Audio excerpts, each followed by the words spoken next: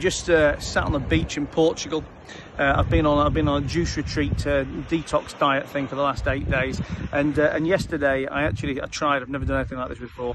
I tried cool sculpting. It's called. It's basically some kind of freezing cryo treatment. Had it on my chin. Fucking hate my chin, not afraid to tell you.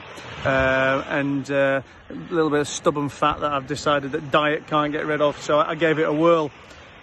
Has it worked yet? I don't know. You tell me. You can comment below and tell me if you think I look like I haven't got a double chin anymore.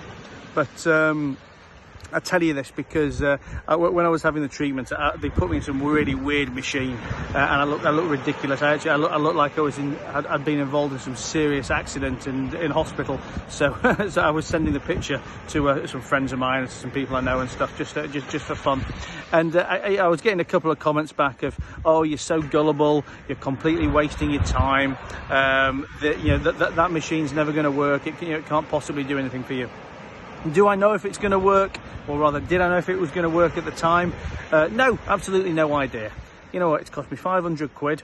And I'm prepared to give it a whirl. I mean, I believe there's got to be some substance of truth to it, hence why there's thousands of these machines out there and hundreds of clinics around the world doing this kind of treatment. I did a bit of research online before I did it, and there doesn't seem to be too much negative stuff about that. But I'm not telling you this because I'm here to advocate for freezing treatments to remove double chins. I'm telling you it because I think it's so important in business and in life in general, to have an open mind to try things. Listen, I always describe myself as a super happy optimist. I'm always smiling. I'm always looking at the best in life, and I'm always open to trying new ideas, testing new businesses, trying new strategies, theories and tips.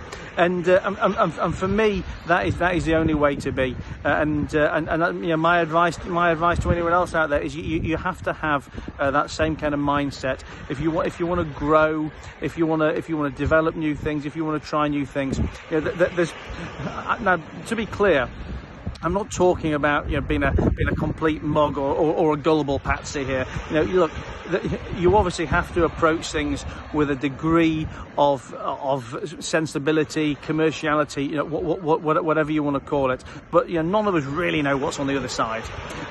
So if you can make educated guesses, let's say optimistic, educated guesses based on let's say some degree of research and also quantifying the downside. When we go back to my chin, what's the worst it's done? It's cost me 500 quid. Okay, listen, everyone's got to put that into your own context. I'm sure for many people, obviously that 500 quid you can't risk losing. But if it was going to cost me 50 grand, am I going to have a whirl at it?